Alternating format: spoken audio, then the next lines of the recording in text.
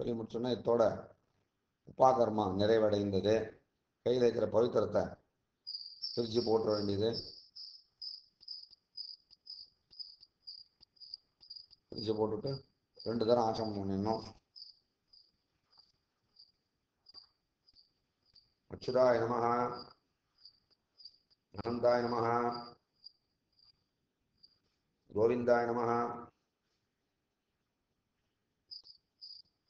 கேசவாய நமஹ, நாராயண நமஹ, மாதவாய நமஹ, கோவிந்தாய நமஹ, விஷ்ணவாய நமஹ, மதுசூதனாய நமஹ, திருவிக்ரமாய நமஹ, வாமனாய நமஹ, ஸ்ரீதராய நமஹ, ரிஷிகேஷாய நமஹ, பத்மநாபாய நமஹ, தாமோதராய நமஹ, அச்சுதாய நமஹ,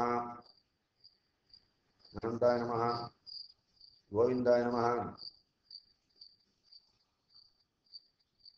கேசவாய நமஹ, நாராயண நமஹ, மாதவாய நமஹ, கோவிந்தாய நமஹ, விஷ்ணவே நமஹ, மதுசூதனாய நமஹ, திருவிக்ரமாய நமஹ, வாமனாய நமஹ, ஸ்ரீதராய நமஹ, ரிஷிகேஷாய நமஹ, பத்மநாபாய நமஹ, தாமோதராய நமஹ. நடகலையாக மட்டும்